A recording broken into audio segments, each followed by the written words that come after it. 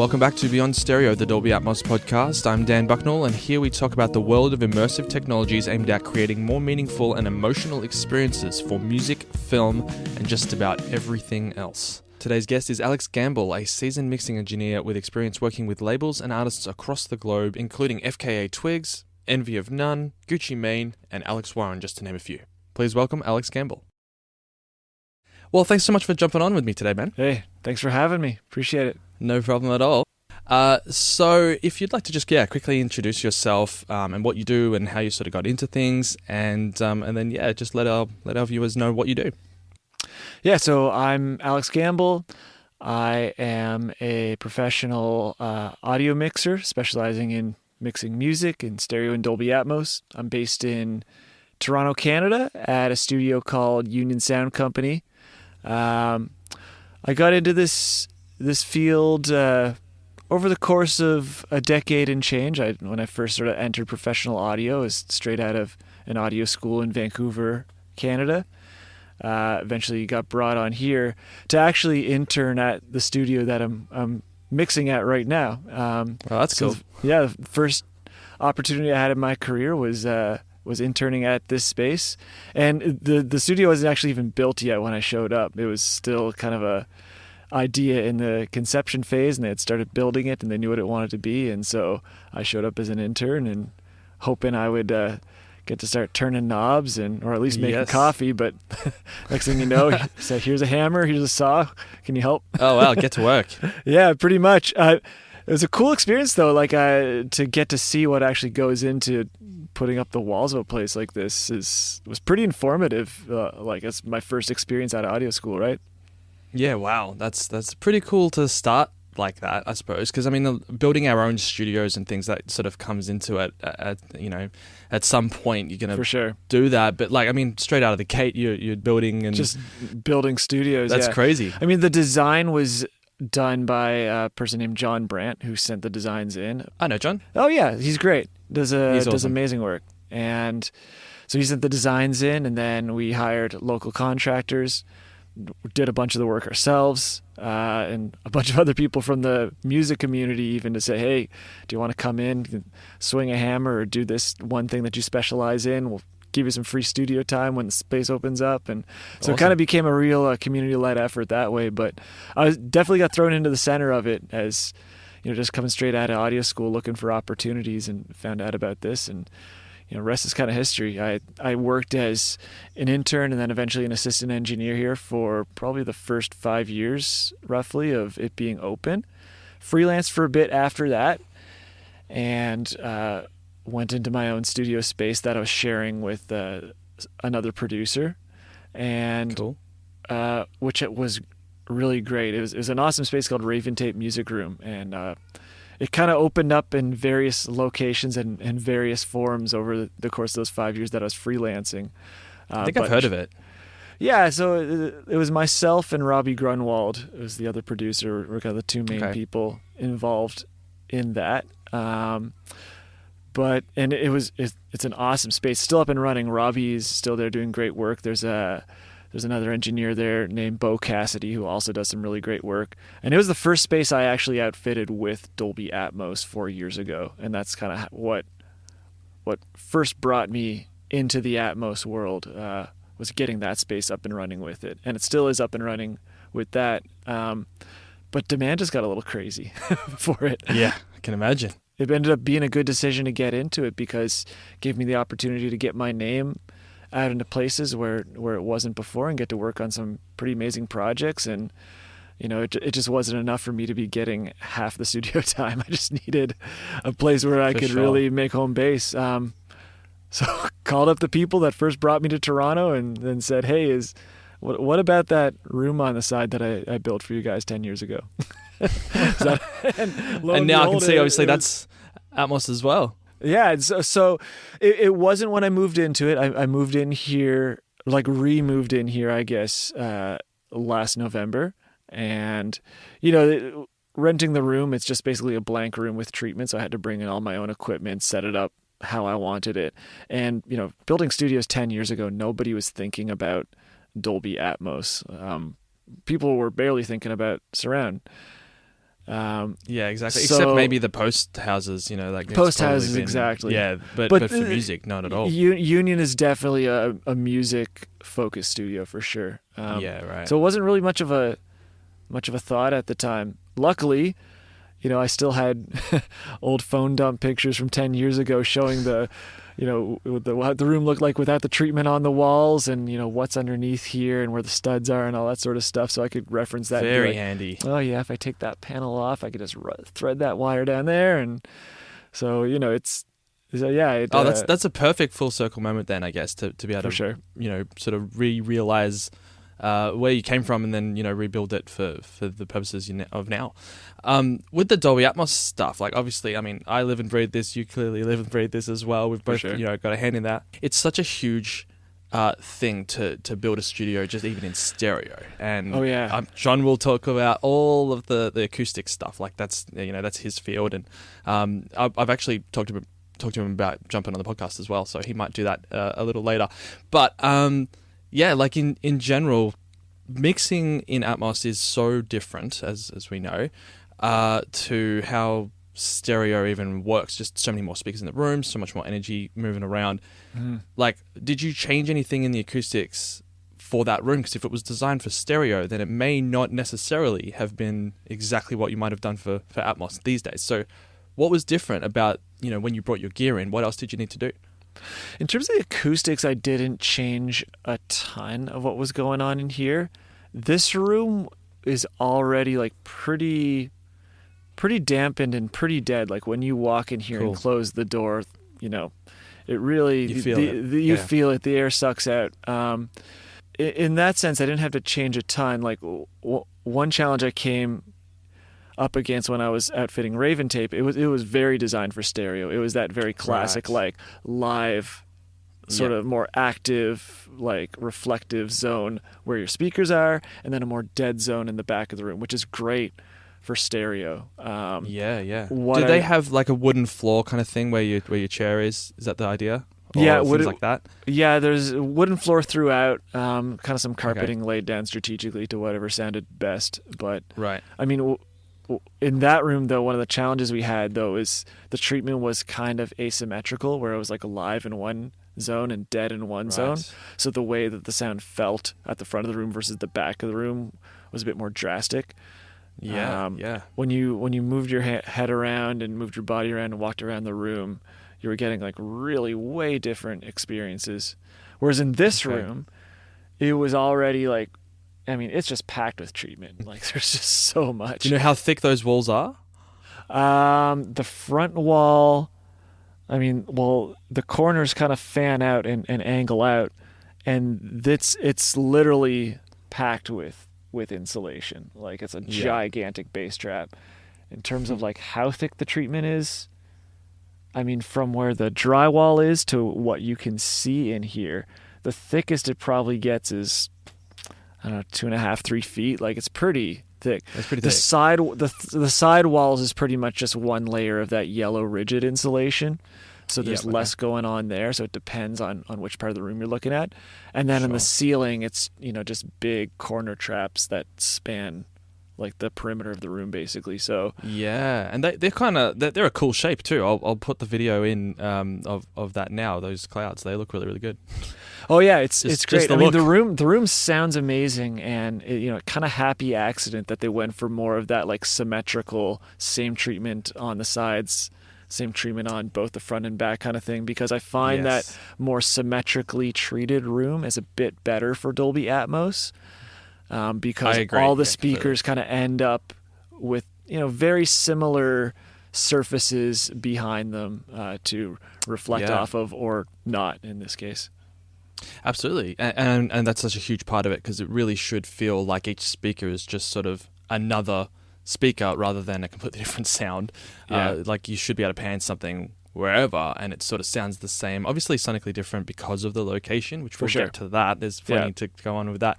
Definitely. But like it shouldn't change drastically because of the room.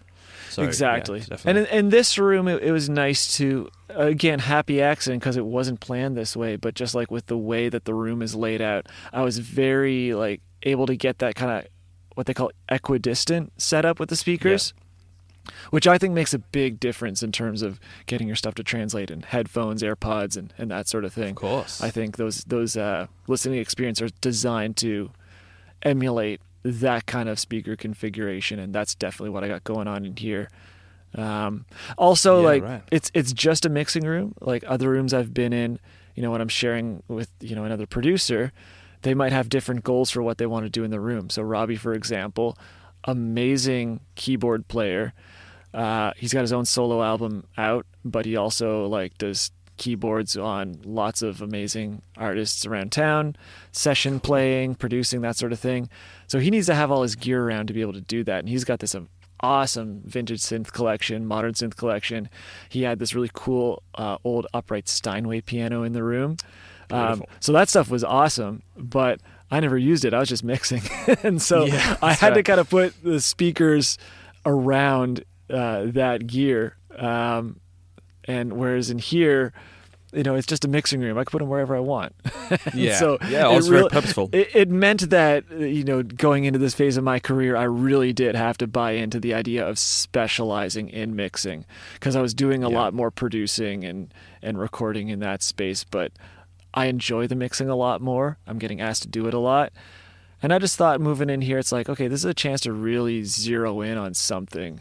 And, just get good at that, instead of building a Pro Tools template that can mix, it can record, there's production templates and all this sort of stuff. It's just like, no, I get in here, I've got one template for mixing. So that's what I do now. And just really streamline that. Yeah, totally. And the other thing about streamlining is just with that room, there's so many other things that also happen when you sort of decide to go down sort of one way of thinking, right? For sure. And we've spoken about this briefly before this, that, when you have all this gear in the room, the more things in the room, it's going to change the sound. And you have, I guess, a bit of a story about that, going from, say, an analog world to mainly digital. And I'd love to hear more about that, because I've had a very similar experience as well. But yeah, what was the idea behind that? Yeah, I've been on both sides of the analog versus digital spectrum, and I think it is a spectrum. A lot of people like to have the argument of it's analog is better, digital is better, and people just coming into this field, you hear these people having these conversations, and they think it's a choice of one or the other. It's not. Yeah. You can have a little bit of both. Starting at Union Sound, so there's this room here, which is a mix room. But there's also a mastering engineer who's got his own room here, who's been here since day one. And there's also a tracking facility just down the hallway. It's one of the best tracking facilities in Canada, in my opinion. It's got a vintage Neve 8014 console with original 1073s in it. Wow. Original Pultecs, original LA2s, original Blue Stripe 1176s, you name it. Every UA plugin that you drooled over, they have the real thing. That's it's no clones in that room. It goes down to the microphones and everything. Great room for tracking, lots of isolation. So, bring in a band or a drum kit or whatever, you're going to get a great sound. And so I had to learn that gear. That's where I started, is analog front end with classic gear. So I know what that stuff sounds like. That's not a bad thing in any stretch. That is awesome, and the pristine, top end of the industry to be able to use that kind of equipment. So that's cool. Yeah, that stuff. If you're not getting a good sound, it's absolutely your fault. It's not the gear. 100%. Exactly right. I just want to preface everything I say by saying that I know what that stuff sounds like. I know what it does, and it does great things like tracking drums through a Neve console. You hear so many people sort of fantasize over what that might be like. It's everything and more. It's really a great sound. And then even with mixing, when I first started taking this more seriously, my first approach into it was, okay, I want to get a summing bus. I want to get some nice stuff on a master bus that's analog. I went through different summing mixers. I've used the Rupert Neve Design summing mixers. I've used the SSL summing mixer. all this amazing outboard gear. I even, ran a analog tape machine for a little while on my mixes. I had a whole system figured out where I'd show up at the beginning of the day, I would align the tape machine so that it was like down to like 0.1 of a decibel, like of where it was the day before, so that I could recall a mix and just spin tape, and mixes would be running through tape in real time. That's beautiful. Done all that that's stuff. An art form just there. It's all, yeah. I mean, thing. I was really fortunate that I went to an audio school that really they taught you all that stuff. It was awesome. That is cool. There's this cool school in Vancouver called Nimbus. It's not there anymore now, but it was an awesome experience when I was there. I mean, they really got beyond the philosophy of like you got to know where you've been to know where you're going. And so even though most people that graduated there wouldn't have ever gone into a studio with a tape machine, I still tried to absorb the knowledge and learn that stuff and try it for myself in my own workflows. And the stuff sounds really, really great. Like when you really nail it and get that stuff right. Over time though, I was noticing, for whatever reason, whether it's just like deadlines being tighter or just me wanting to be in the moment or something, the analog gear just kept getting less and less part of my workflow. And there were so many times where like, I would do a mix, I maybe would start in the box, for example, and then I'd be like, okay, let's start adding the analog gear. But then I would start, printing mixes before I add the analog gear. And sometimes the digital mix would be better. Sometimes the analog mix would be better. But it was never because of the gear. When I really just honestly listened to it, one was better than the other, and it didn't really matter in the end what tool you used to get it there. That's a key concept right there. Yeah. Another thing was happening, I found, to my listening when I was using lots of analog gear. I was using a lot of mental bandwidth to, get the gear set up, to see, visually see the needles moving with the compressors and things like that. And that stuff is, fun and exciting as an engineer to get your hands on the gear and turn the knobs and all that. For myself, personally, I think I've landed at a place now where I've realized that sometimes I was making it sound better, but a lot of the times I was so fixated on getting to play with the gear that it kind of distracted me from the important part of all this, which is just straight up listening. Now, that's not to say that digital is better than analog. Let me just be clear on that. What I'm trying to say is that I've gotten to know myself over the years and I produce better results when there's fewer distractions around. Other people might be, do better in those situations and be able to really deeply focus on the listening while still having these racks of gear around that are going crazy and, being able to juggle in their head. Okay, is this one working? Does this one have a broken tube? Like, is this one like hotter on the left than it is on the right? I've got a pretty good analytical mind. I've got a good problem-solving mind, but still, that extra bandwidth that I was putting into those considerations was taking bandwidth away from the listening. That's my theory, anyways. That makes a lot of sense. I feel like the same because I've had a very similar situation. I had a console. It was actually very similar to this setup here. It's just as soon as I got to Atmos, it became just a no-brainer to change this workflow. Sure. But before this, it was mainly music, and then I had an analog console, had a bunch of cool gear, and I was stoked with that. And it was really to just see how far I could push it in a home studio. That was kind of the idea. Mm-hmm. And I was like, well, I want to learn about patch bass, so I'll start doing that. And then I want to learn about this. Then it was my own version of school, Yeah. And I did go to a uni for a year here, but then was sort of taken out of that into the industry and then kind of missed bits and pieces. So I kind of filled up my own understanding of it.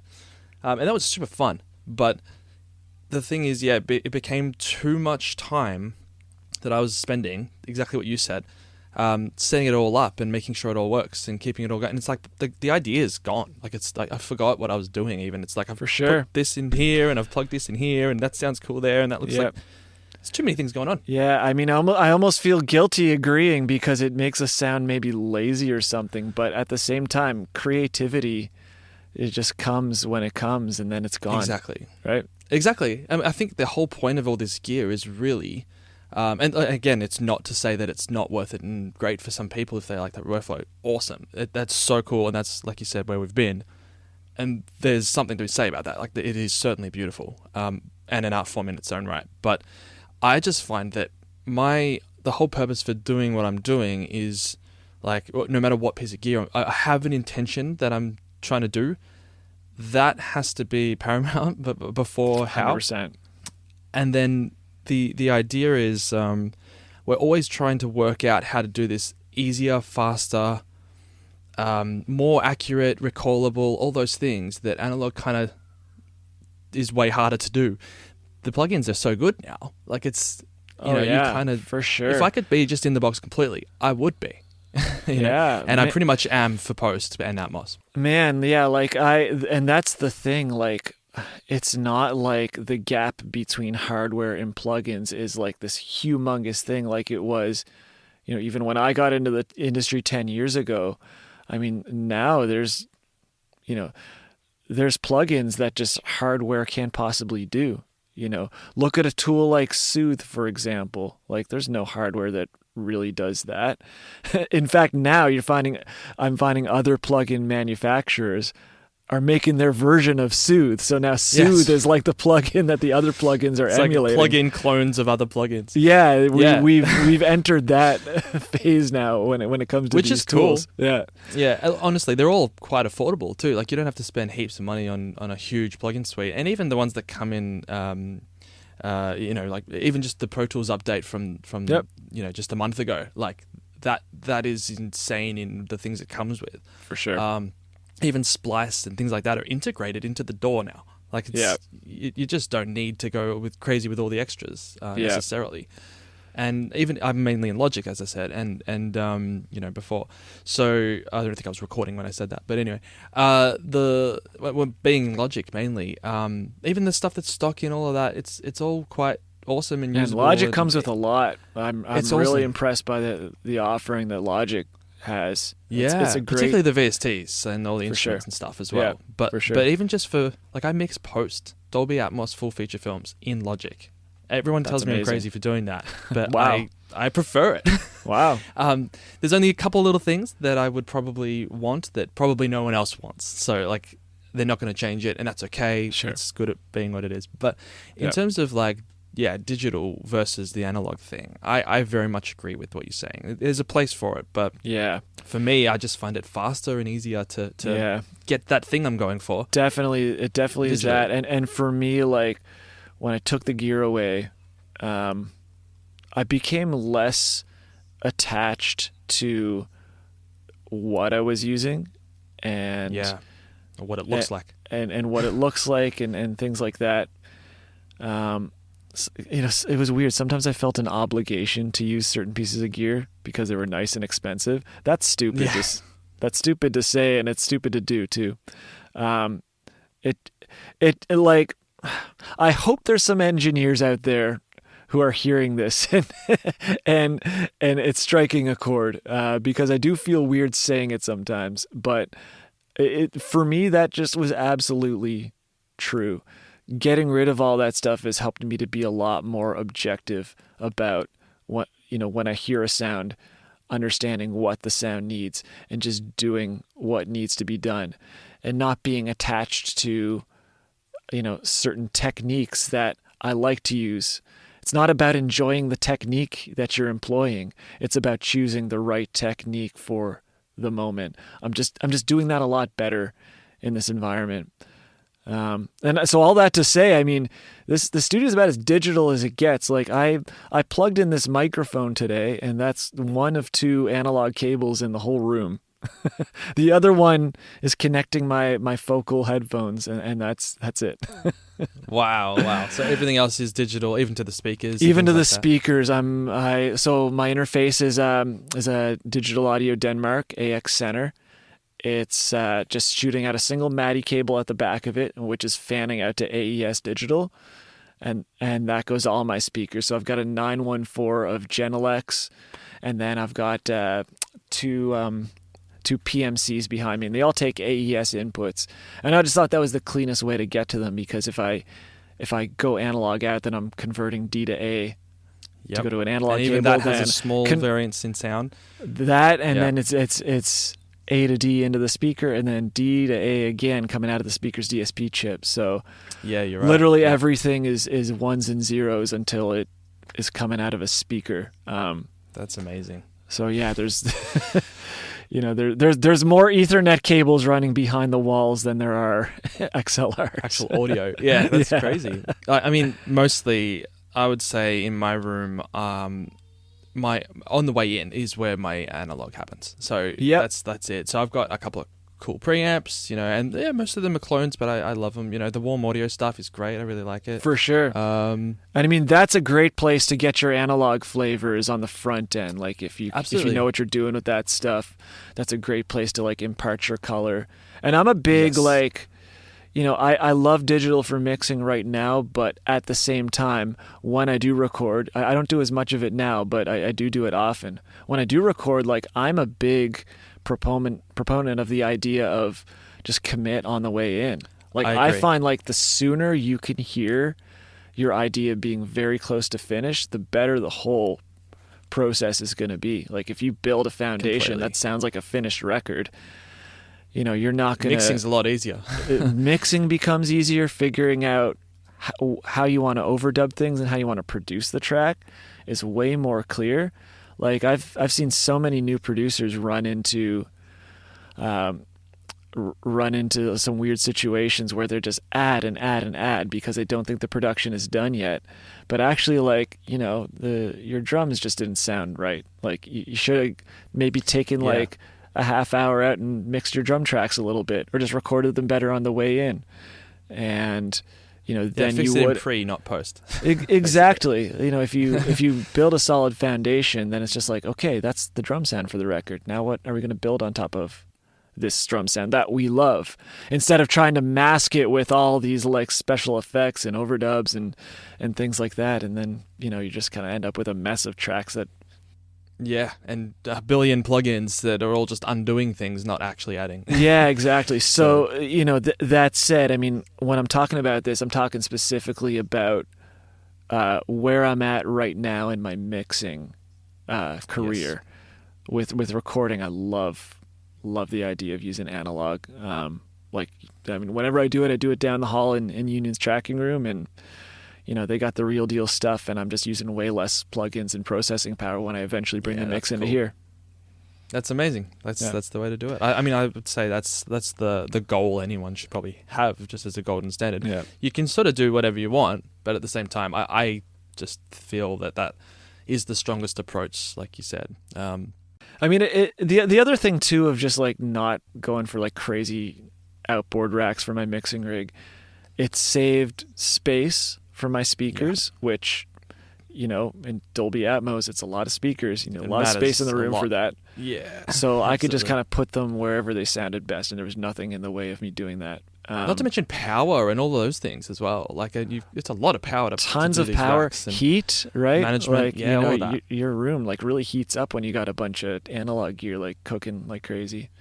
Definitely. So it solved a lot of problems that way. The other thing, not gonna lie, like I sold a bunch of gear that I owned, and I had budget available, and the only thing I needed to spend money on was speakers. So I just went out and got the best ones. You know what I mean? I just was like, I'm going to make this the best monitoring environment I've ever been in. And, there's just not going to be any excuses anymore. I just want to hear everything I want to hear, and just listen deeply and make the right decisions that need to be made in the moment while I'm hearing them.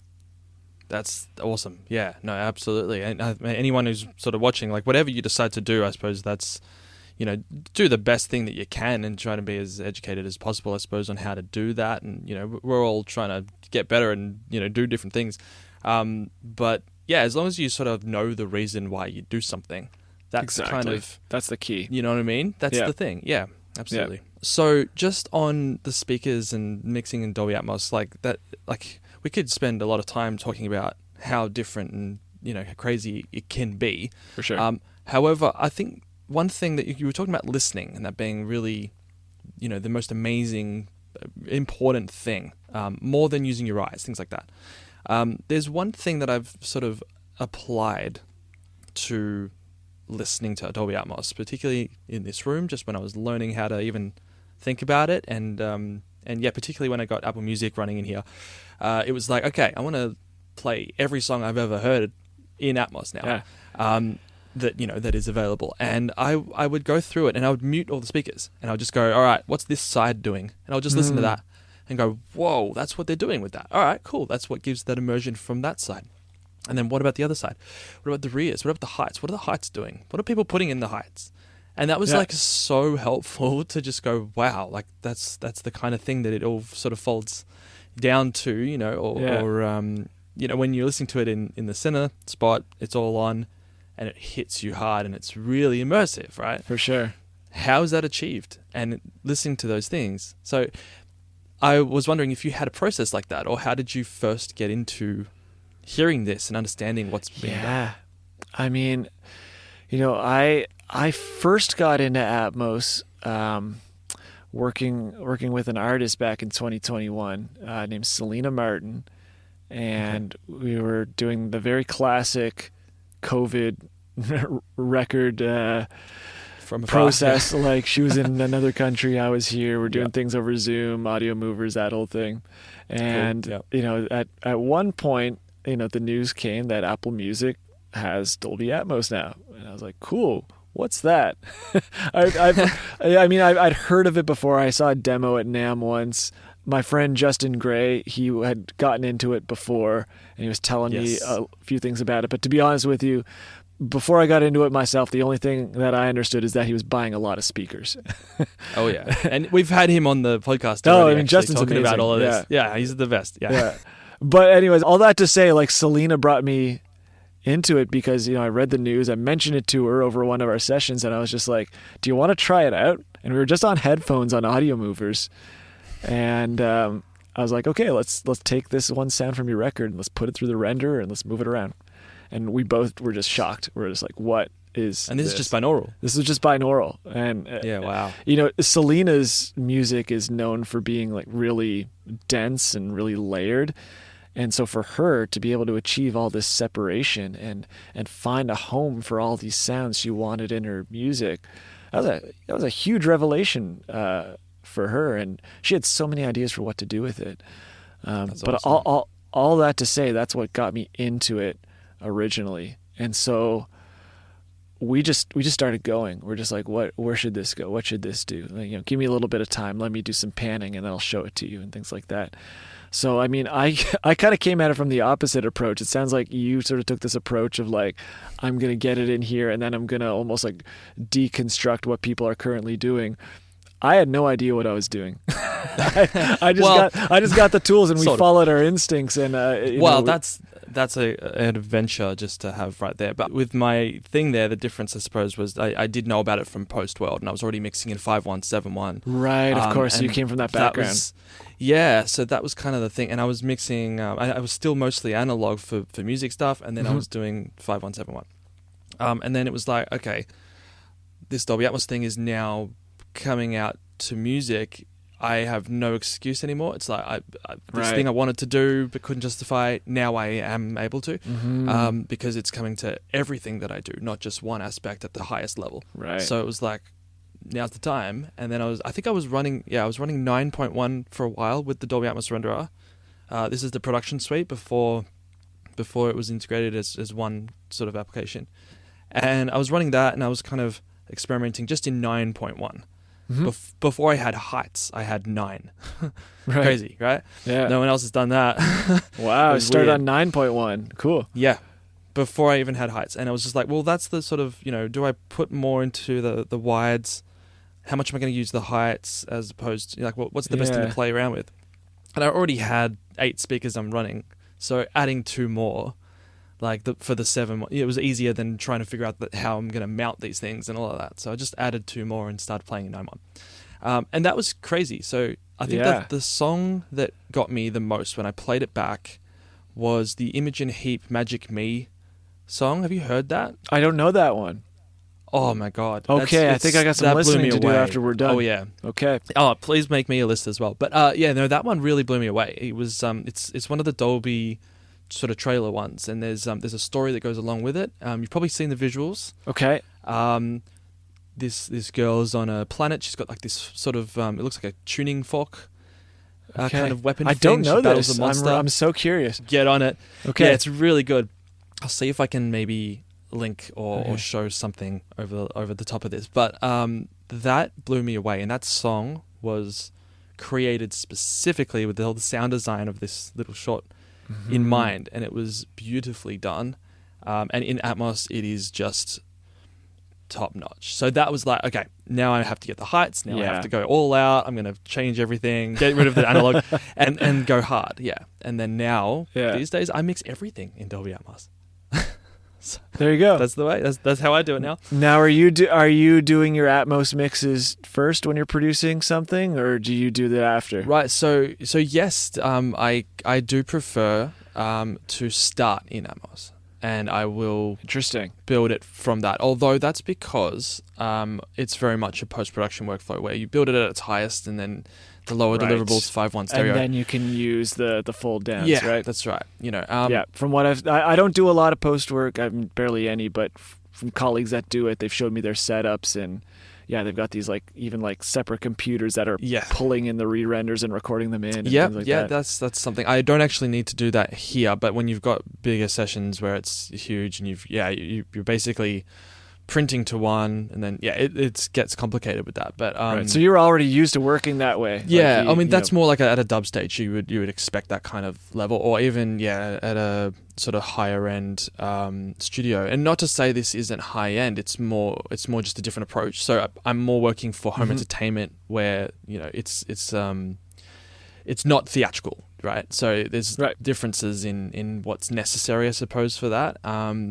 With theatrical, it would get a lot more complicated, and you definitely need to be actually mixing in a theater and all of that stuff, which Dustin has done for his album, which is amazing.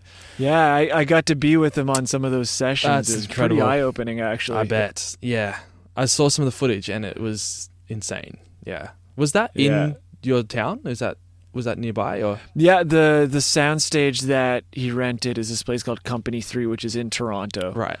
They do some pretty amazing stuff, like some feature films and Netflix shows and things like that. Yeah, it's pretty wild, that place. It's an amazing sounding room. I bet. Yeah. Great people that work there. That's awesome. Yeah. So, I mean, it's sort of just a bit of a different scenario here. I can do up to, say Netflix or any sort of streaming or home entertainment deliverable for posts all the way up to Atmos. But typically, I'm building it in Atmos, and then it will probably end up as 5.1. So that's sort of my approach. I'll bake it in. Makes sense. It's sort of it's better for it because of the entire workflow that I get access to doing it in that arena. Best way to think about it is if you shoot a video in 1080 and export 1080, then it's going to be 1080, right? But if you shoot it in 4K and then export 1080, it's better, right? It still looks better than if you shot in 1080. That's what I'm using Atmos for, even in 5.1. Makes sense, yeah. So makes sense. It's stronger. And you do that for music productions as well? Yeah, so I don't do as many music productions now, but when I do, I try to do that too. And I've sort of recently, with the new Stereo Direct, I'm trying to use it in a bit of a so I don't break my existing workflow, I'll try and do it in a similar way. So the idea is anything to sides or rears or anything is really not ever a duplicate. So it doesn't, when you bring it back down, I can use the Stereo Direct as my main stereo mix. Yeah, it is a nice sounding fold down a lot of the time. Well, I mean, the funny thing is it's not even a fold down. Because it's like it's a redirect, like it's literally putting it in the front forcibly. It's just like, instead of going to this speaker, go to the front. Yeah, exactly. So it's sort of a unique way to think about what you put in the sides. So I'm just kind of using it when I do music. I'll use like reverbs, weight only kind of thing in the sides and rears. Those kinds of ways of upmixing or using the thing. Makes sense. Unless it's objects. And then Yeah. You know what I mean? It kind of folds better that way. Yeah. So that's what I've done. Yeah, but I don't definitely do it as when much I first as you. got into it, like when I first got into it, that was my thinking. Like with Selina's record, like it was the first thing I did, and I just thought like, cool, that's just what makes sense. Like Sure. what you said about like shooting in 4K and exporting at 1080, I was thinking about it that way, and we did that record that way, and I love how it turned out. Awesome. I slowly learned over time, though, in doing more of these projects, that was a really unique situation. I mean, that was an artist who heard her music in that format and felt newly and uniquely inspired by the opportunities that presented. Interesting. And maybe more like a film. That's probably the exactly. Yeah, to the extent that different decisions were being made because this new like 3-dimensional space that we could mix within existed. Yeah. That's really unique. I've learned over time that most of the time when you get asked to do these Atmos mixes, it's probably the artist's first time hearing it, right? And they might not be as enthusiastic as that. Right. And she was like even enthusiastic to like understand how the tools work and what was possible and things like that. You know, that's a really unique for an artist. And yeah, right. a lot of people, they just want you to show them. And like some people are skeptical of it or scared of it, or, you know, because it's unfamiliar. It's a new thing. Definitely. Especially if and- they've already released the stereo and now you're bringing out so it's a different way of thinking already just to do that. Exactly. And that's in most cases, that's the circumstances I'm working within. Yeah. So with that being said, like, you know, it really takes the stars to line up to be able to make that work. I mean, I tried to take what I learned from that workflow from that first record I did and bring it into everything else I produced, but I kept running into hurdles of people not really fully understanding what Atmos is. Right. You know, I was running into situations where I'd give people the binaural phone down and be like, okay, take this home and listen to it in headphones. Tell me what you think. And, you know, they'd send me a message and be like, oh man, I played this in my car and it sounded so amazing and immersive. And it's like, oh man, That's not how that works at all. like, Yeah. there's a big gap here Mhm. of understanding what this is. And, you know, and I can't even fault it because it's a totally new way of thinking. It's a totally new product. And so for that reason, a lot of the times I still do start in stereo even when I am producing it. But when it's when it's that like unique circumstance of like artist who wants to put the work in to understand what it is and what they can do with it, and has something unique to say with the tool, then yeah, let's do it. I mean, Justin's album is a great example of that. I mean, written for it. Justin himself is like the premier, you know, Atmos engineer. Oh, he's like, the guru. globally. Like Yeah, he's, totally. he's one of the best of the best. Like he's the person you go to figure out how this stuff works. Completely. And so him being an artist himself, like natural choice to want to do this in immersive. I mean, I spent the better part of a month with him on the initial tracking sessions for that. Cool. And the first day, you know, we were in a control room that had 5.1 set up, and we're like, okay, let's bring in all the speakers that we need to make this a 916. Yeah, wow. I think we did do 9.1. Yeah, it was 916 we were He doing. said from the start that it was designed to be 916. So as in, Yeah. it doesn't make sense without it. Yeah. That's what we were monitoring when we were tracking it. Just And, tracking. Wow. Yep. We weren't going through a renderer. We were just doing like straight multi-channel. Right, okay. So, because that just would have been way too much to add. Sure. The renderer came in when Justin took that stuff home and started mixing it. But we were able to monitor in multi-channel, and that was huge for a couple reasons. Like, first of all, like we had microphone arrays in the live room, and so that gave us the opportunity to really assess if they were doing what we needed them to do. Yeah, true. In fact, man, that was a crazy experience. There were so many times during that recording that like I almost got this like weird vertigo where I wouldn't understand like what space I was in at any given point because I was in this control room, but I was surrounded by this array of speakers that was like always feeding in the array of microphones that was on the live room. And if you've ever monitored like a really properly like geometrically set up like microphone array, it sounds like real life. Yeah. Like it's just, there's nothing like it. It's crazy. So sometimes like, you know, I would hear a footstep behind me and be like, who's that? But it was actually just like audio from the live room. Oh my God, that's crazy. He even said that there was a time where, you know, there would be musicians going like, why do I have to do another one? He's like, just trust me. Like you'll hear it in a minute. Yeah. And he mentioned that. Yeah, that was funny. It was so cool. I mean, we would make sure to try to give musicians some context of what was going on, and you know, Justin would be guiding them to do certain things, but eventually he'd be like, okay, come on in here, hear what we're hearing. And, you know, we would take their first overdub and put it in this speaker, and their second overdub and put it in that speaker. And then all of a sudden it would make sense to them. Yes. And 99% of these situations, people are experiencing immersive audio for the first time. But what was happening is people hearing their performances this way was inspiring them to try things that they might not have tried had they not had the opportunity to hear it that way. You know, like some people were insisting and being like, okay, actually, you know what? Send me back in there. I'm going to give you this, this, and this now to fill up all the other speakers. I love that. That's so cool. He mentioned that as well, but I mean, that's a whole new dimension of, you know, writing and recording. That bingo. You know, you add that into the intention of actually building it rather than just taking something that's whatever it is and making it immersive. It's written that way and recorded that way. It's insane. Exactly. It's the next level. level. So, you know, nowadays that's rare and unique, like what Justin did and what Selina did, and you know, a couple of the artists I've worked with in that capacity. It's rare, but I hope more people do it though. I'm hoping that as we move forward with this, more people want to take that challenge. Yeah. I think it's very worth it because Justin sent me some of the ADMs of the album, and I forget which song it was particularly. It was the one with all the spoons, you know, from that was all the like found sounds and things like that. Yeah, that was that blew me away. Yeah, that one's cool. That was a really cool one. Yeah.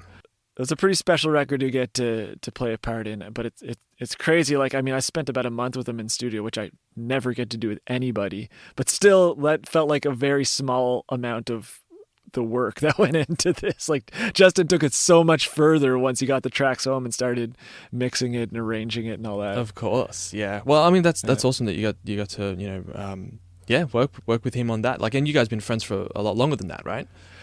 For sure. I mean, he was one of the first people I went to when I started getting into this, like when I was working on that record that I mentioned with Selina. Like, right.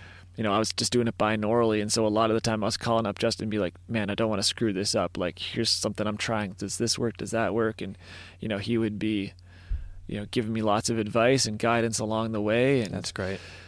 You know, we still talk all the time, and, you know, now it's less of a, hey Justin, how the F do I do this? And it's we're a bit more on a level now where we can sort of talk about more advanced concepts and techniques and ways of doing things and ways of listening to the music and things like that. So that's awesome. It's been really cool to be on that journey with somebody so passionate about it and talented with it. Definitely.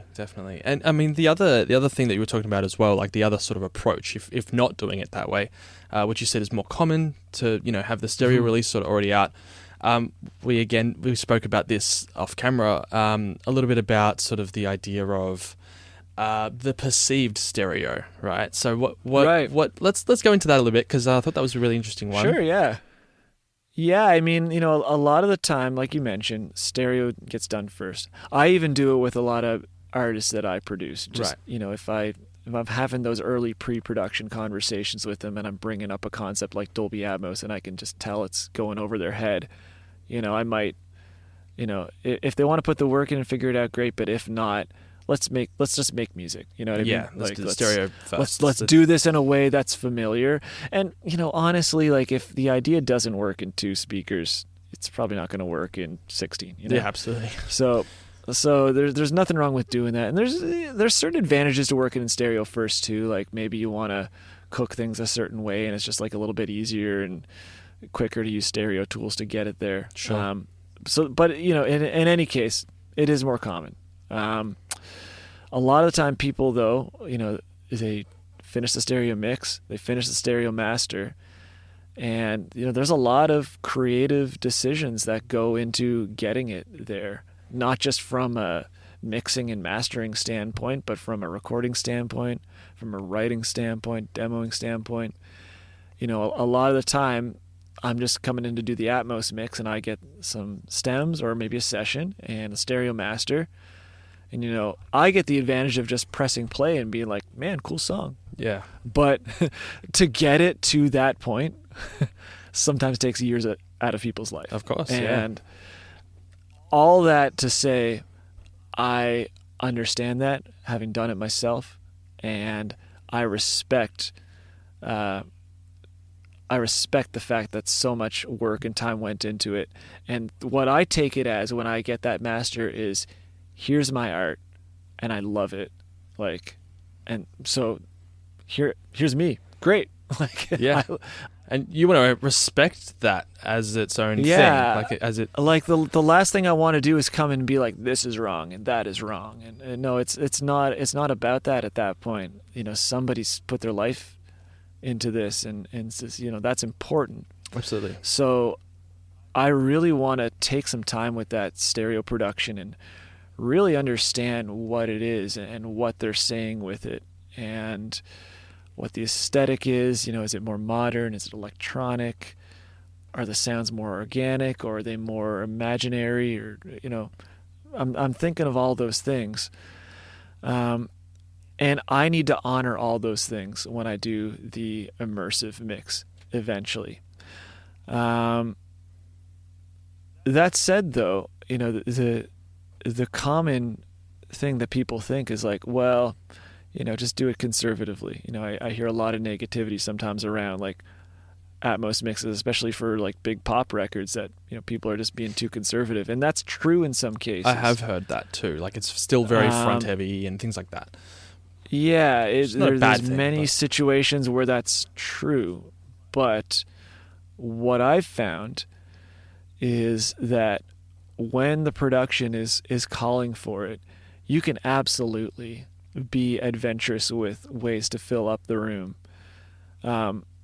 without breaking the intent of that stereo master. That's what I found. It's not about being like, okay, the sound went out of the front two speakers in the stereo mix, so it should also come out of the front two speakers in the Atmos mix. If that's what you're thinking, then what's even the point of doing this? Yeah. But I mean, that brings us back to that perceived stereo, because if we're going to go to the lengths of, okay, well, when we move something away from the front stereo, well, we know that that's going to change sort of the sound in lots of different ways just by doing that, and then I suppose you can still keep their intent of what the stereo was doing when it was at the front, keep that without it being there, so you can still spread it around the room and do whatever, but then it has to still do the same thing that they had. So how do you do that? Yeah, you just got to be really in tune with what you're hearing. I mean, being in a really well calibrated room helps. Of course. You need to be able to trust what your speakers are telling you to be able to make these calls, first of all. So learn how to calibrate a room, get equipment that does it in a way that's faithful and that you can trust. Yeah. Because that's ultimately the first step. If you're not hearing things properly, you can't make those calls. Let's say that you are, though. Let's say you're in a nice room, it's set up well, you're confident in your translation.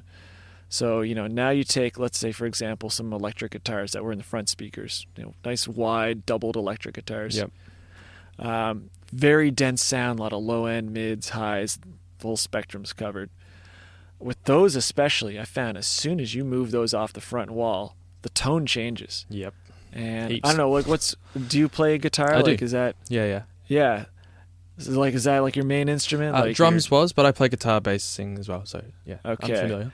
Well, so just as well as anybody that the guitar tone you choose to put on a recording is not an afterthought for a guitar player. Not at all. No, that is the sound of the record sometimes.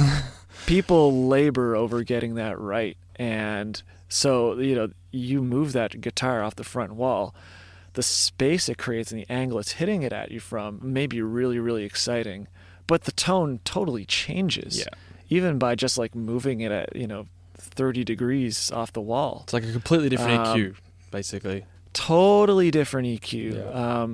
Like really dense sounds like that really expose what happens when you start repositioning things. Now, a lot of people that I talk to who are just getting into that, they call me up and they say like, man, what's up with this format? Like, why is it doing weird things like that? And it's like, no, it's not the format. That's physics. Just how we hear things. Yeah. That's just physics. Like we've got ears that have like a specific shape to them. And so when things hit the ears from a different angle, even if the sound itself, like, at source is the same sound, if it's hitting you from a different angle, it's going to sound different. It's how you determine where it is, even. That's part of that. It has to be. Exactly. Like, things behind you sound darker, like, naturally, because your ear's big facing time, because forward. all the high end gets rolled off because it got to travel around your ear, right? Yeah, yeah. So all that stuff is real. It's valid.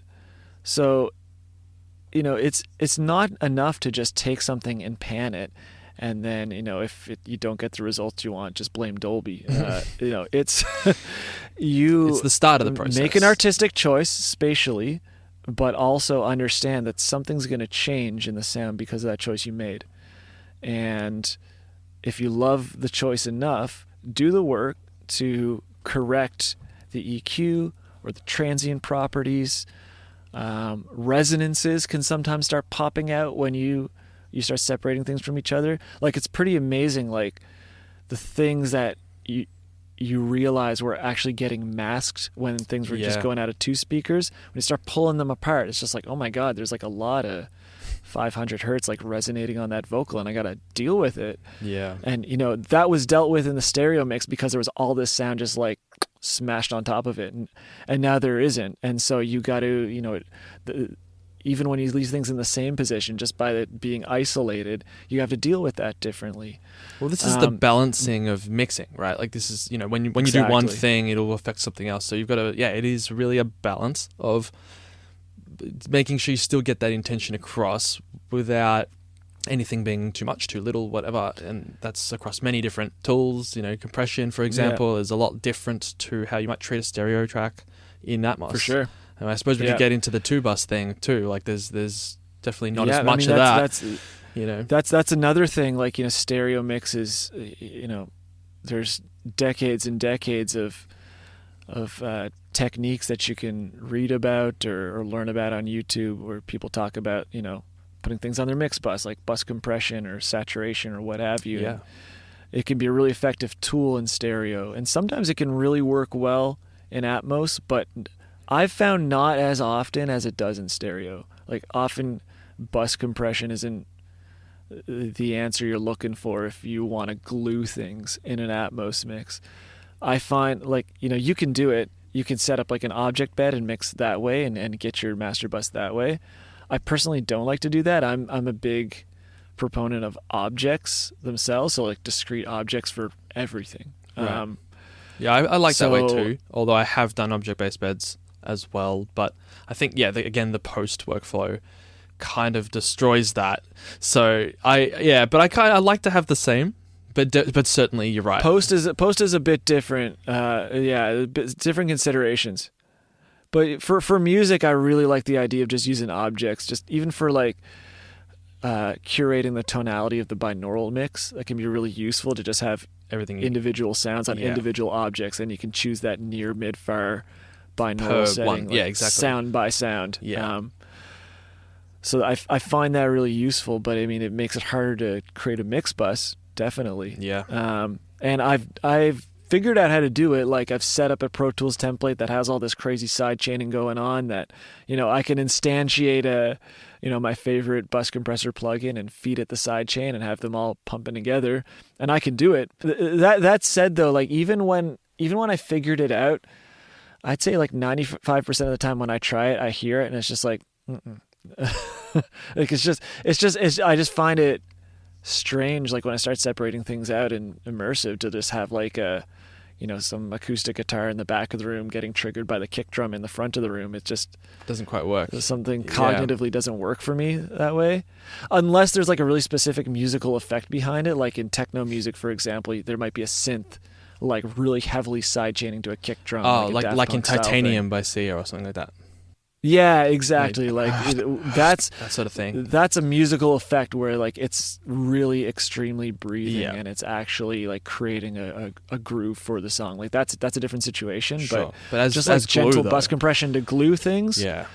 I don't find that it creates glue. I mean, it can sound good, but I don't think it does anything for connecting instruments on extreme sides of the room to each other specifically. I agree with you. What I do for that instead is I like to use some like really short like immersive reverb. So I love that cinematic rooms one. You probably use that things like that a lot in post, them. Right? Yeah. There's a patch in there that I love to use for that, and I'll blend it in just really lightly in my immersive mixes. Yep. I mean, if you listen to one of my mixes, you probably wouldn't even know it's there, and it's kind of like that's how it should be, because all it's doing is it's giving a little bit of connectivity, is what I like to call it, between some of the individual sounds, and I like to get that in early in my mix, because like a top-down approach. Happens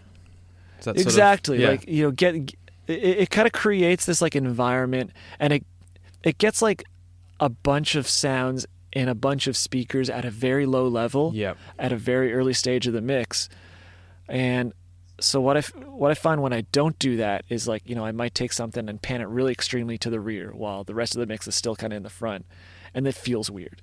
But if I get this like room reverb thing going first, when I make these extreme decisions, it doesn't feel as extreme because I've already started to open up the room a little bit. The speakers like on the ceiling and the rears are starting to do something already, so it doesn't feel jarring when I take something from the front and move it to the back, because it's still a little bit in the front. Basically, it's just a tiny bit with this reverb. It's being represented throughout the room in general, so it doesn't feel out of place if I take it it's like else, smoothing it out a bit from this harsh wherever it is kind of thing, because that makes a lot of sense. I do the same thing in post a lot. So I'm talking in post production, you're talking in music. They do overlap in a lot of ways still, I think, and it sounds like it. I mean, we seem like we're finding a lot of things in common just talking about these approaches.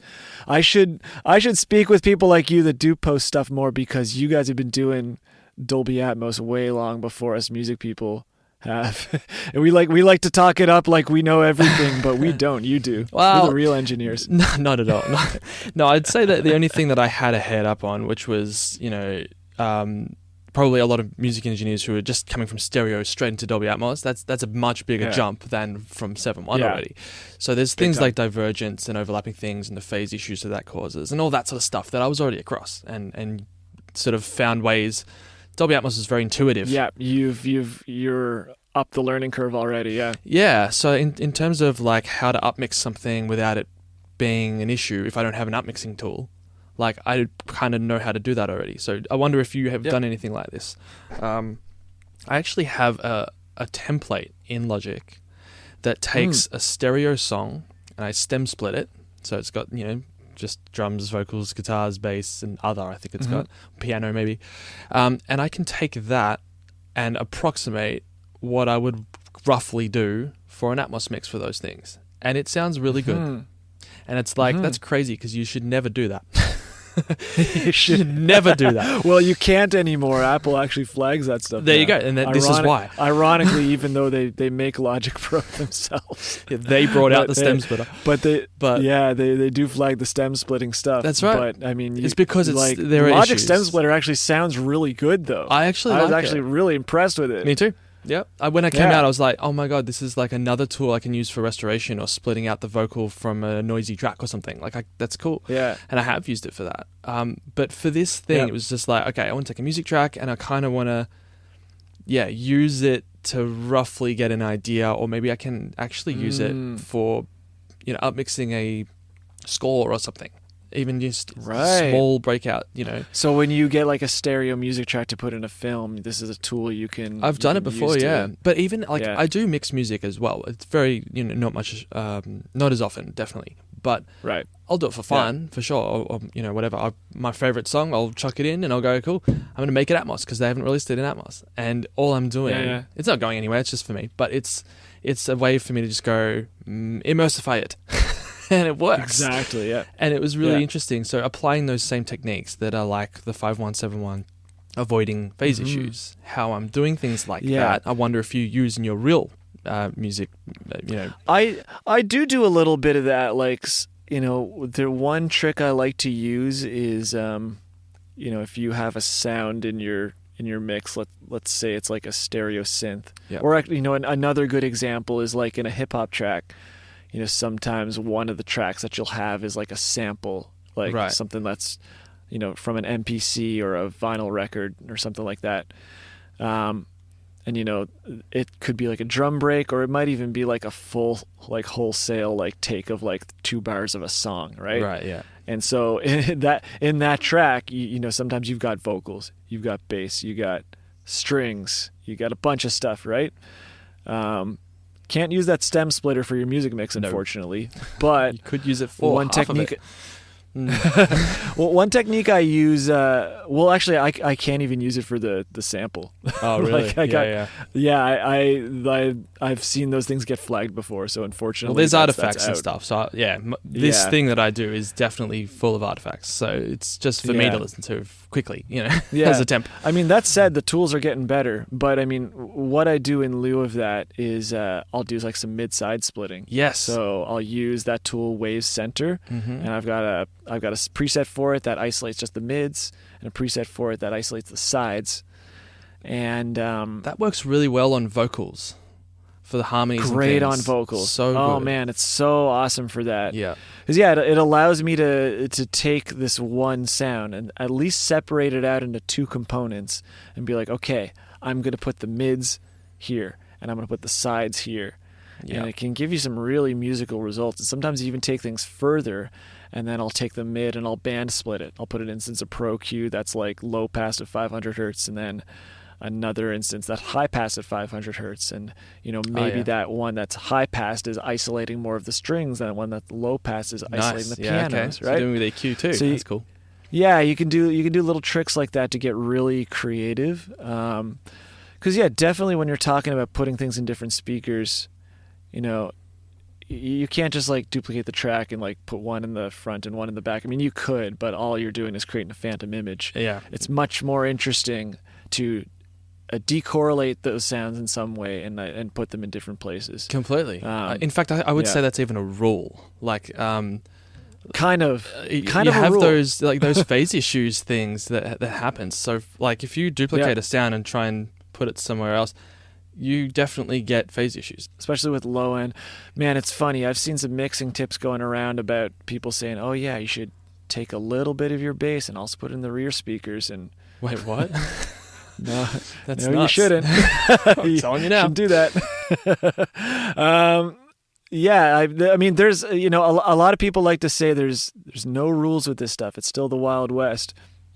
I think it's been around long enough now that there are some rules. You can make a few rules, so let's make that a rule.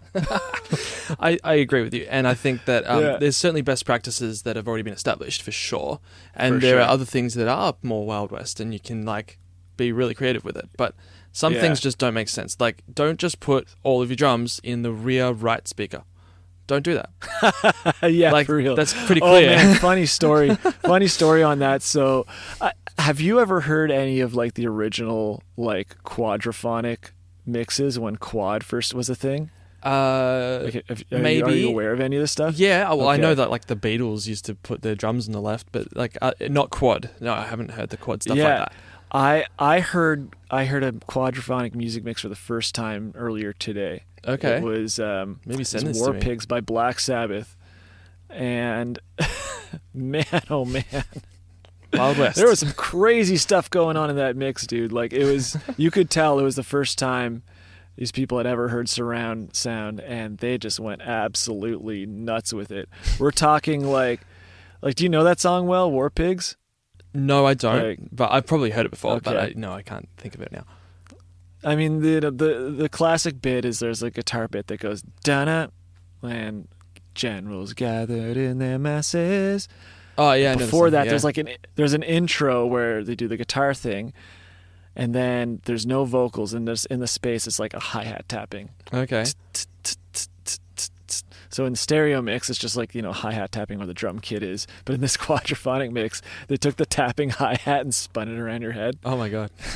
It's pretty wild. It's full on. It was really getting to hear that was really eye-opening. It was wild. It was a wild mix. It was fun to listen to, but surround aesthetics have come a long way. Oh my god! Definitely, it really put a spotlight on that for sure. Definitely, I think there's, like we were saying before, there are things that probably could be considered rules now. Like just overlapping to post again. Like for example, this is a spec requirement. Like this is you can't break this rule. It will get flagged, and they'll decline it. So things like even your loudness, like for Atmos we have, like there's loudness specific things that don't really apply to stereo as much. Even your LUFS. Thank God for that number being -18. I agree. Yeah, no, completely. Because I mean, the digital clipping thing, like it matters a lot, and they'll reject it if you don't. Whereas in stereo, you can go all the way down to -6, and no one cares. They just put the limiter on. But that doesn't happen for this. In post, there's much more strict rules like that, and one of them is placement of certain things. Like a center channel is always going to be a dialogue. There's a reason for that. For sure. And even your dialogue norm limits you have for different places. You've got different LUFS measurements you got to have as well. And this matters from, as we were saying with Justin's thing, from the studio or home entertainment mix to the cinema. Like they change, and there's different requirements. All this stuff, it's crazy amount of rules, it's a lot of learning. It's a lot of learning to be able to go from a place of like getting the tools running for yourself to actually delivering a mix that will be accepted, right? It's a pretty big gap when you're first getting into it. For sure. And look, the funny thing that overlaps with that is sort of no matter what we're building, whether it's a film or music or whatever it is, the whole point of this podcast is to try and make it a little bit easier for people to sort of digest and go, you know what? The main intention here is always to be creative and make something awesome that we love and that we're passionate about. The technology kind of doesn't matter next to that. And that's the whole point. We're trying to remove the technology, like the digital thing, removing the obstacles that, are stopping you from being objective and just making your art. And that's what this whole thing's about. It's why we're talking about it, which is pretty cool. I mean, usually in a situation like that, it means learning the heck out of your tool. That's right. Getting to know everything you need to know so you can cross that boundary of, being bound by the technology. Absolutely. To just knowing it and having it being a part of your creative workflow. I mean, I'm definitely there now with Dolby Atmos. Like, I feel very comfortable working in it. And when I hear a song, I immediately know how I'm going to approach it. And I just get to work. And I mean, I know these Avid S1 consoles behind me like a musical instrument at this point. And that's awesome. I just go. And so, that's the point you want to get to with all this stuff. But, there's a lot to learn. Thankfully, like, people like yourself and, like lots of others that are providing tons of resources to help people learn on this. When I first got into this, there wasn't those resources, and it was hard, man. Yeah. I was just calling Justin all the time, poor guy. Yeah, no, I agree. And I think, thank you for saying that too. But, I think the whole idea is that this is such a cool thing, and we can see the value in it, and we do this all the time, and we go, wow, this is obviously a powerful thing that if it works, the technology falls away and you're just enjoying the art. That's why we're here.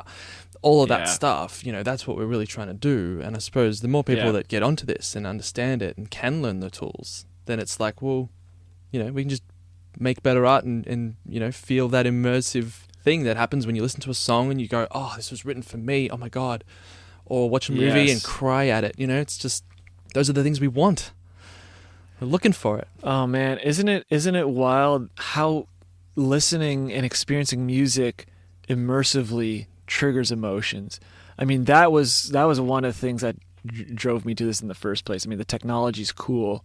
It's fun to do. And I mean, I get enthusiastic about technical things. That was definitely part of it. But really, what drove me to it was just seeing how people react to their music and react to hearing other people's music. From this perspective, like being inside of the mix, it's just Definitely. it does something different to you. And it's really powerful, man. Like I've seen people like really break down and get emotional working on their music in this format, and I mean that's just special. Completely. I can't say it better. Yeah, it's hard to put it into words. Like it's just really special being able to give those experiences to people and to have learned a tool that can move people in that way. I mean, that's so cool. Like that totally transcends the technology itself. Like the technology as serving a purpose, and it's not about the tech at that point. It's about what it's doing. Completely. Yeah, I think that's the perfect way to think about it, and it's really that's why we're making music at all, right? And like all of those things, it's about the human feeling or connection to other people and spreading something like or sharing something that you put your heart and soul into, and then other people can feel that too. And if that translates, the technology is how that happens, but it's not actually the important thing. It's the song, it's the message and how that's expressed. Yeah. Through this is next level. I feel completely the same way about it. Yeah. No, it's a cool tool, man. Like I'm really glad I got into it because it's what I dreamt of doing, getting into the audio field in the first place. I mean, I first was in a studio as a member of a band, like in my teens, and I just fell in love with it early on about, what you can do in a studio to enhance your music, and even some ways that studio experience can then feed back onto the stage and things like that. And adding this immersive element to it is just this whole new dimension, and it can be such a powerful tool if done well. Yeah. If done well. If you don't go too far into the Wild West. Exactly. I mean, I always say like the ceiling for what you can do in immersive is so much higher now. Literally. Well, literally, yeah. There's literally speakers up there. But I mean, there was an experience I had with an artist where I started doing their immersive mix, and then they started explaining some of the tracks that were in the song, and they were saying, okay, well, yeah, with this one, I told the producer, like, oh, yeah, I want it to feel like it's a choir that's starting at the back of the church, but then they're walking towards you. And, we added all this reverb and automated it and did all this stuff to give it that effect. And so, that's why the sound sounds like that. And, I was talking to the producer, and I was just like, let's get a stem of that with all your automation off. and so then, just took the raw sound and actually, like, did the spatial so it's real, like automation really that they were describing. They were instead of like doing it with like reverb and effect automation, things like that. It's just like, so you want it to be at the back of the room, and you then can literally do at the that front. now. Like we can do that now. Yeah. So I mean, it creates cool opportunities like that. So the ceiling is higher in terms of what you can do. But I think the floor, like the basement, is lower. Like you can really mess some things up if you don't know what you're doing with these tools, right? I mean, I've heard, unfortunately, I've heard a few Atmos mixes where, I make it 5 seconds in, and it's like, that's enough. Why'd you do that? Why'd you assault me like that? Well, I got to ask you, what your use of LFE then? That's one way I've seen it go wrong real bad. So like. It can, oh man, that's a tricky one. It is. Yeah. What's your approach to that then? And then I want to move on to some of the artists you've worked with specifically. So yeah, sure. What's your approach to that? LFE, I just make sure two things.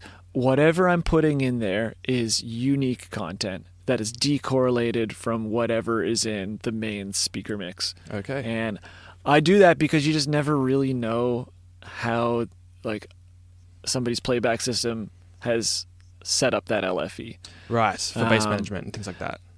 Yeah, like it could be doing double duty with bass management. It could be like a second subwoofer in another part of the room. One's doing LFE, one's doing bass management. You don't know how well they've got that phase aligned with their speakers. I mean, I think a lot of people don't understand really how to do that and what that is.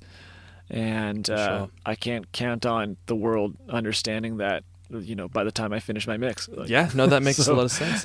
Things like putting a low pass on your LFE bus, that kind of thing. We never said anything directly to 4. Is that one of the tricks that you would say? Well, not just that, but like I'll, instead of like sending a kick drum to it and then low passing it and putting it to my LFE, like I will instead, I'll use a tool that is like a subharmonic generator. Right. And it's generating new frequencies off of the kick drum. And, I'll musically tune it to the song or to the sound or something like that.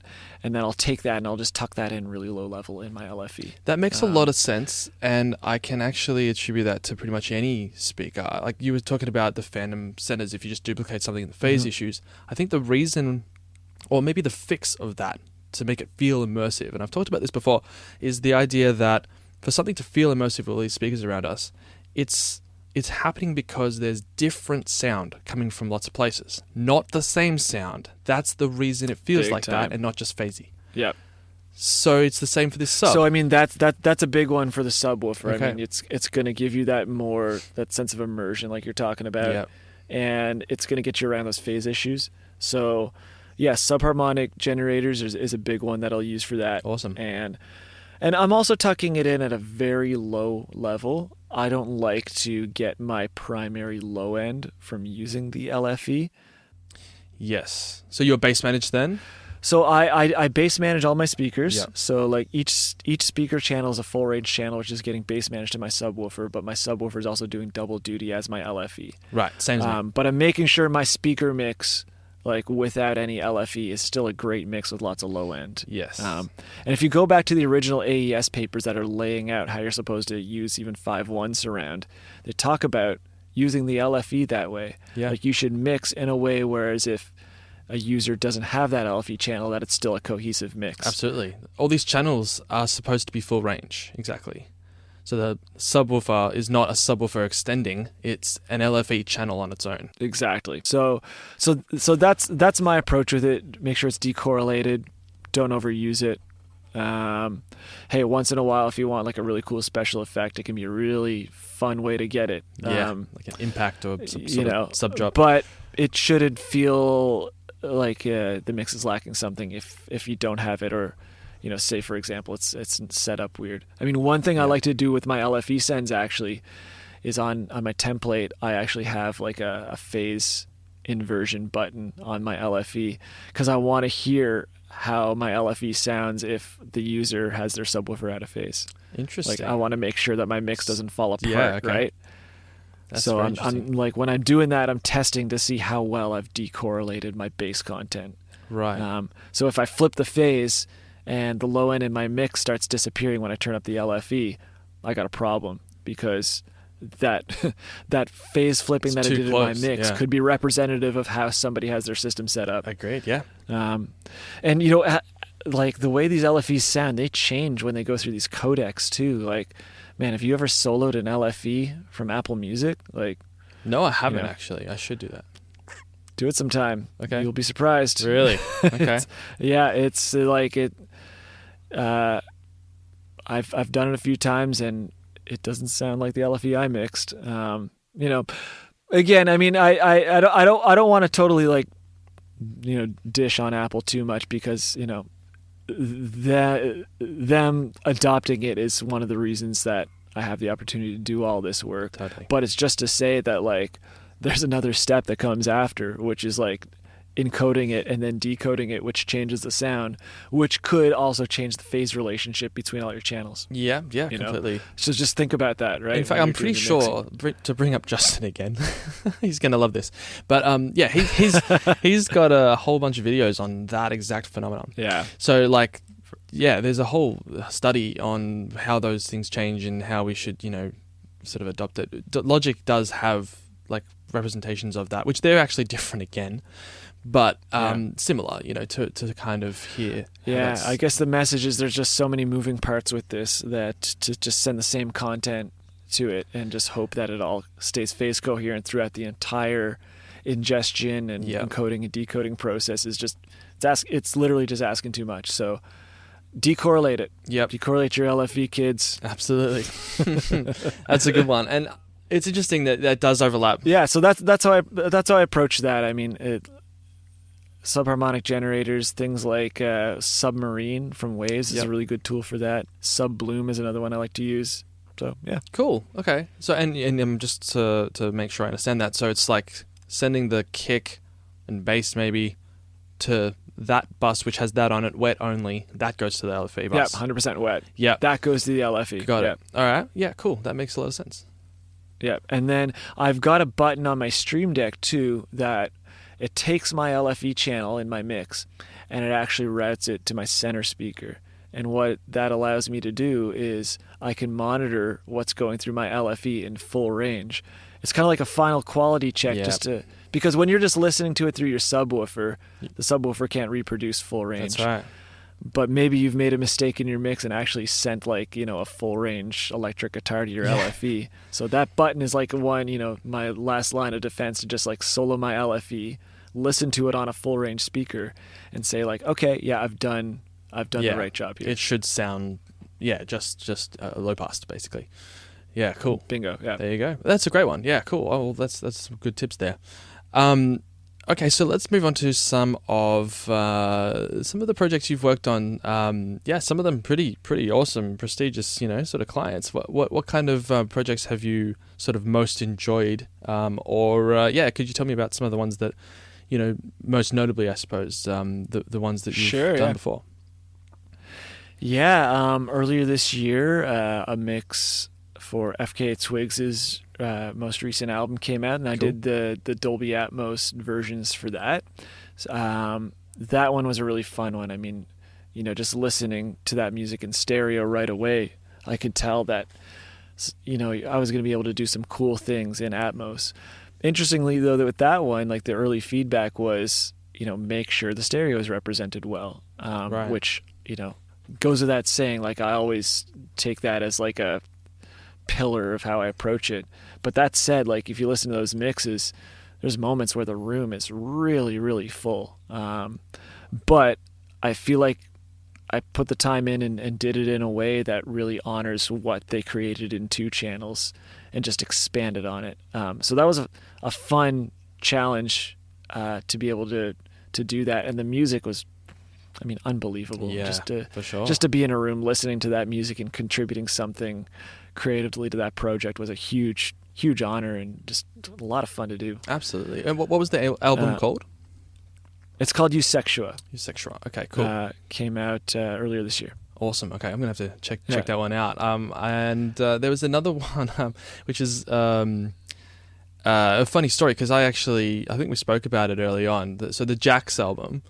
Yeah, that's right. That was funny because so I have a little story and then I'll let you talk about the project. Like essentially what happened was, so my partner just found, it ended up being the one song you didn't do, but it's from that album. Right. But that Victoria's Secret song obviously came out and she was obsessed with that. And she's like, "Oh, great song, awesome song, great performance." Yeah. And the whole record's awesome.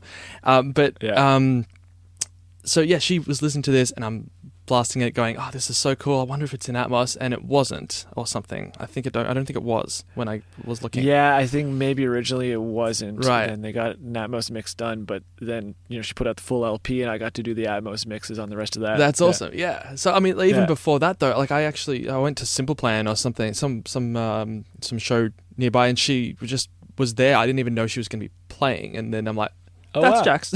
And then she plays all the songs and I'm like, oh, that's so cool. And this is like a big arena show. It was awesome. And and man, she's rad. She's amazing. Oh God, so cool. So cool. And great songs. Love the album. And then talking to you, and then it's like, oh, he's one of your credits is that album. I'm like, oh, that's so cool. That's right. So how did you get onto that one? And what was the go with that one? Yeah, I mean, I was pretty fortunate. A couple years ago, I got connected with some people at Atlantic Records down in the States, and started doing some Atmos mixes for them. And eventually, kind of, my name started making the rounds around the office, and started getting contacts from more A&Rs and more projects. And I got them to thank. In a lot of ways, they've sent me a pretty steady stream of work over the years, and that was one of them that kind of came through from the label that way. So yeah, they wanted Atmos mix done for it, and got to go to town on making that one happen. And so many awesome artists have come through them. FKA Twigs was one of them. Yeah. Some of them have been, local stuff. Like, for example, there's this band Envy of None. I got connected to that through this studio. Like, somebody from the band was in the studio and found out I did Dolby Atmos, and they needed Dolby Atmos done for the mix. Cool. So, then things came up that way. I love it when artists ask for it actually. Specifically. Yeah, So I mean, good. that's one where they were actually like really involved. They were sitting in the room with me and helping me make the decisions, and really, really invested in that. Really, I mean, their album is so wild, and that was another one where I heard it right away, and I was like, this is meant for Dolby Atmos. That's amazing.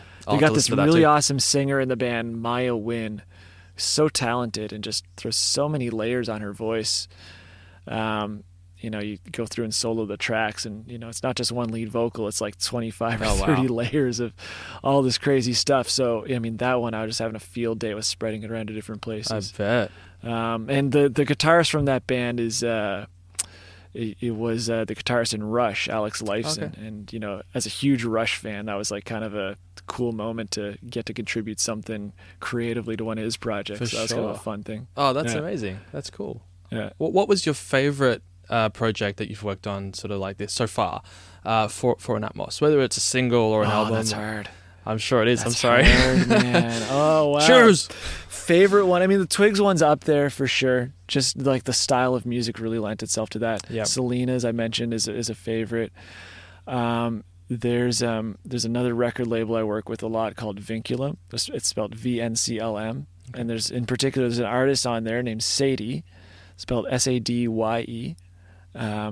So go check her stuff out. But most of her Atmos mixes, I mean, both herself and her label, like we've worked enough times now where they just kind of give me carte blanche and tell me to go crazy. So all that stuff where I was saying before, where I really need to treat the stereo mix with kid gloves, I've arrived at a point with them where they're just like, do your thing. That's awesome. So, I'm breaking sort of the panning that they had in the stereo and choosing different imaging and obviously getting they trust you. really wild with special effects. That's cool. Yeah. Yeah, I mean, it's when you hear her music, you realize it makes sense to do that. And that's another special circumstance where, her and, the people that are working with her have taken the time to understand what this is. Like, I mean, a lot of the times when I do these mixes for labels, I'm sending the binaural version and they check that out and they're like, great, love it, thanks. But with them, like, they actually took the time to set up like a home theater system in their label office, apparently. Oh, wow. They're like sending me emails a couple years ago and being like, hey man, I think we need this HDMI cable, and is there a certain app? And I was like, whoa, you guys are doing it. Wow. That's awesome. But it's cool. They get to hear my mixes in full resolution because of that. And that's so the right way, I think. I mean, they've really embraced it. They've really embraced it. And so that's a situation where, I get to have a little bit more fun with it. And I think the quality of the product is even better because of it, right? Yeah, 100%. Oh, that's so cool. Yeah. I think, when people really do understand it and see how, not just I suppose the limitations of not doing it or doing it, but fully understand how cool you can do this and the reasons why, as we were talking about, and how much more immersive or how much more feeling you can get from it. That's when the magic happens, and they sort of allow, that to be realized, and it's a stronger product every time, sure. I think. Yeah, for sure. So yeah, the mixes I did for Sadie in particular, I'm really proud of those. There's a song, her latest song is called Electricity. Okay. Really cool production. Lots of fun with it in Atmos. There's another one of hers that I love called Transcendent. Okay. And there's some really cool stuff going on in the bridge of that song that I kind of sort of, met her halfway with the Atmos effects. That was, embellishing what she was saying with the music, and some really fun stuff going on in that. That's cool. Are these released already? They are. Yeah, both of those songs are released. Okay. Well, I know what I'm doing right after this. I got to also do Alex Warren's album. Yes. So, and that was a cool experience. Like the first thing I did. One of the first things I did for him was the song "Ordinary," which ended up spending most of the summer at #1 on the Billboard charts. So that was like, it's huge here too. That was exciting. Like, I mean, to see that happening for him and it being a song that I got to contribute the immersive mix for, it was really cool. So that's amazing. My stepdaughter loves that song. Awesome. Yeah, that's great. It's really cool. Yeah, I mean, that one's really making the rounds. It was really gratifying, to know that something I got to work on is being heard by so many people. So that's really exciting. 100%. And you know what? She comes into this room and goes, "Dan, can you put Atmos on?" And she doesn't quite know what it is. She's 5, but right. And my other kids too. I've got 4 kids, right? So, all of them come in here and they know this is the dancing room, and it's like, cool. All right, well, you can sit right here and sit in the sweet spot, and then we'll listen to some stuff. And they put on their favorite tracks, and they love it when it's all around. So particularly that song, it's so cool. I got a 3-year-old, and she loves coming in this room. I bet it's awesome. Just looking around. I thought becoming a dad was going to make me slow down with this, but I'm actually even more enthusiastic. That's so about awesome. audio as I've ever been in some ways. That's really interesting. Hey, and look, we're probably going to wrap up pretty soon, but I just wanted to ask you particularly about that. So you have one child or more than that? I got one kid, 3-year-old girl. Beautiful. What's her name? Her name's Mia. Oh, beautiful. Yeah. I've got 3 boys and then my stepdaughter as well. Okay. And I just wanted to ask you specifically about being a dad and doing this stuff. I find that being a dad, just in general, I have never actually asked anyone this, so just this is a new one. But I just thought it was cool since you mentioned that. So being a dad and being in this industry and being part of something that I feel is very important and magical in what it can do. We're talking about, these emotions and these raw feelings and things. I'm wondering how that overlaps for you, and if it's sort of, doing what you do has made you a stronger dad, being connected to emotions in that way, or being a dad has made you a stronger engineer, because it certainly has for me. Oh man. Yeah, that's a deep question. I mean, it's something I do consider a lot. I mean, I've reflected on that one quite a bit, and I don't think I've gotten a chance to talk with a lot of people about this either. Please. In a lot of ways, we kind of are expected to compartmentalize the two things. There's your family life and there's your work life. But if you've ever been around a kid, you know that music just makes them go crazy. Like, kids love music, and being in this field, sometimes you get really, really deep in it and you get lost in the weeds a little bit, because it's a lot of work. It's a lot of late nights. Yeah, it's a lot of just listening, and it can get tiring. Having that kid at home, though, who just wants to wake up in the morning and listen to her favorite songs and just dance around like no one's looking, it reinforces just the magical qualities of what music and what sound really is, in ways that really feeds back onto my motivation to do this work in the first place. That's so it. It's so special, man. Kids connect with music so honestly.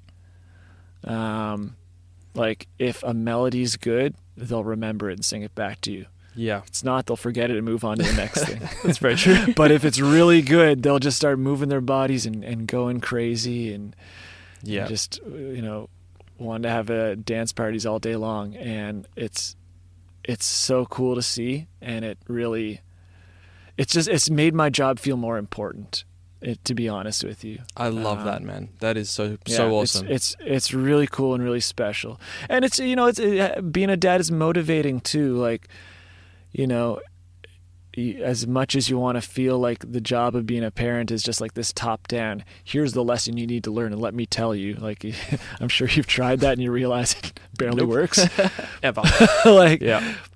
So at the end of the day, what are you left with? You can lead by example. And that's how kids learn the best anyways. They see what you're doing and they want to do that. Yeah. Not that I'm saying I want my daughter to do this work. Like, she can do whatever she wants with her life, whatever she resonates with and connects with. But I want her to be a hardworking person. I want her to be a driven person. I want her to be a person who sees value in, putting effort into something that you care about and following your passion. 100%. So if I want her to be that, maybe I should just try to be that myself, and hopefully she can see her dad doing that and follow. So it's motivated me that way as well. That's absolutely beautiful, dude. And I completely get that. And that's exactly how I approach it as well.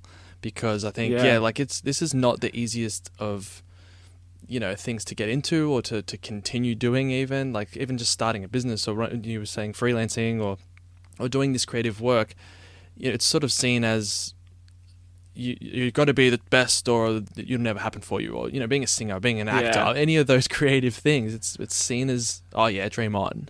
And that's not the world I want to live in. And I feel like we're doing things here because we care about them, and that's really important. Not enough people do it. And I think if I can lead by example for my kids as well, by trying and doing something that's important to me, then I'm doing what's best for them to see that. So what you said was perfect and so beautiful, man. Yeah. So good on you. Yeah. Hey, Dad Club. Love it. Dad Club forever. Well, thanks so much, man, for today. I think this has been an awesome chat. We've covered so many cool things. Really appreciate your time, man.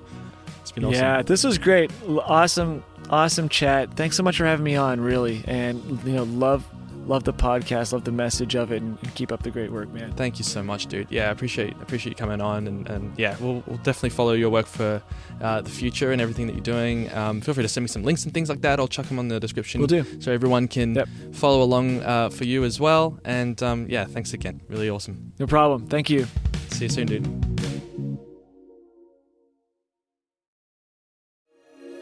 Thanks for listening to Beyond Stereo, the Dolby Atmos podcast. If you like what you heard, check out some of our other episodes available on Spotify, Apple Podcasts, Buzzsprout, and YouTube. And be sure to look out for more exciting guests very, very soon. See you there.